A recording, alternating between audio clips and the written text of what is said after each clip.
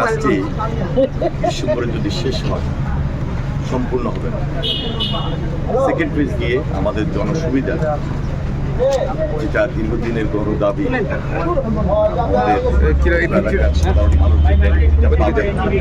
সেটা আমরা নিশ্চিত করতে পারবো। এর মধ্যে সুয়ারেজ লাইন, ড্রেনেজ ব্যবস্থা খুবই গুরুত্বপূর্ণ।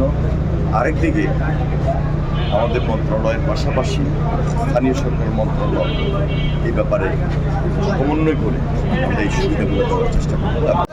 আমাদের এরকম 4টা ব্লক প্লেসিং এবং মেকিং ইয়ার্ড আছে স্যার। এক্সকেভেশন যেগুলো করা হয়েছে ওটা, প্লাস আমরা যেখানে ওয়ার্ক করছি স্যার, টেম্পোরারি প্রোটেক্টিভ ওয়ার্ক দিয়ে ওয়াল দিয়ে তারপর আমরা ওয়াল করছি স্যার, এবং সামনে এটা এখানে স্যার আমরা আপনাকে দেখাবো স্যার। এবং স্যার দুই পাশে রিগের কাজ চলছে স্যার। আমরা স্যার যেটা বললাম স্যার, আমাদের এখানে অলরেডি 12টা রিগ চলছে স্যার, ম্যাসিভ ওয়ার্ক চলছে স্যার, পার ডে আমরা 30টা করে ফাইল করছি স্যার। স্যার এইটাই হচ্ছে সমস্ত প্রজেক্টের আমার স্যার দুইটা ইস্যুস আসছে স্যার। এক নম্বর ইস্যু হচ্ছে স্যার, এই এলাকা স্যার যদি আপনি দেখেন স্যার, এখানে মানুষজন actually below standard life lead করে স্যার, এবং স্যার এখানে পরিবেশের অবস্থা খুব খারাপ স্যার।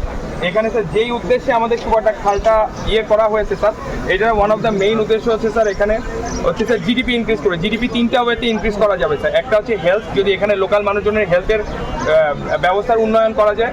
2 নম্বর জিনিস হচ্ছে এখানে যদি কানেক্টিভিটি করা যায় স্যার, মানে এই নদীটা যদি কানেক্টিভিটি করা যায়, এবং 3 নম্বর এখান থেকে যদি আমরা প্রোটিন সোর্স পেতে পারি স্যার, যেহেতু এটা হচ্ছে নদী বা খাল হবে, এখান থেকে প্রোটিন সোর্স পাওয়ার যথেষ্ট সম্ভাবনা আছে।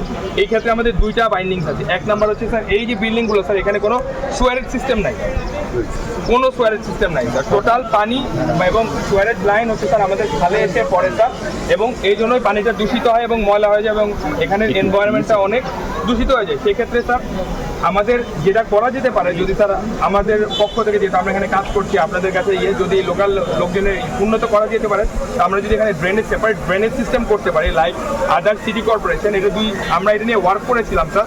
এটা এদের লোকাল গভর্নমেন্ট অথবা পরিবেশ অথবা ওয়াটার ডেভেলপমেন্ট বোর্ড, 3টা অর্গানাইজেশনের মাধ্যমে এটা করা যেতে পারে। যদি এটা করা যায় তাহলে এখানে লোকাল লোকজনের কেমন উন্নতি হবে। গেলে তো তখন আপনার আবার না স্যার, এটা ভাঙতে হবে না স্যার, এটা একটা জিনিস স্যার। যেমন স্যার আমাদের একটু সরেন আপনি স্যার, এখানে যদি দেখেন স্যার, আমাদের খাল কিন্তু এখানে শেষ, আমাদের ওই যে ওখানেও স্যার ওই জায়গায় ফাইল দেখতে পাচ্ছি স্যার, খাল কিন্তু আমাদের ওখানে শেষ, বাট 2 পাশে কিন্তু আমাদের স্পেস আছে, ওখানে কিন্তু আমরা এখন কোনো কাজ করছি না, এবং ওটা কিন্তু ডেভেলপ রোডও না।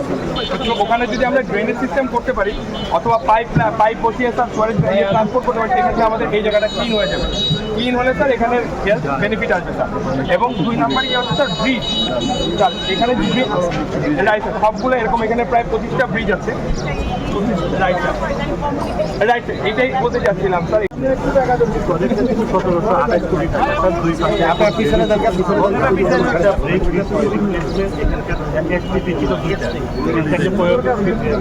ব্যবস্থা করার জন্য ওটা কাজের সাথে যাওয়ার পরে বলবো যে আগে ওয়াটার বোর্ডের নির্দিষ্ট যে কাজগুলো আছে, এক্সক্যাভেশন প্লাস হচ্ছে প্রোটেকশন ওয়ার্ক আগে করা হবে।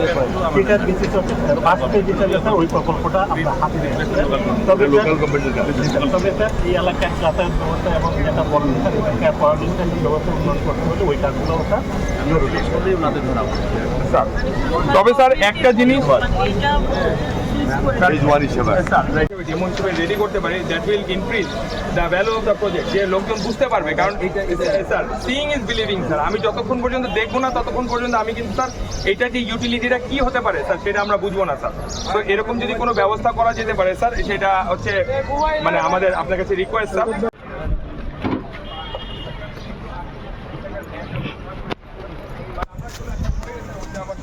বেদখল হওয়ার মতো হয়ে যাচ্ছে।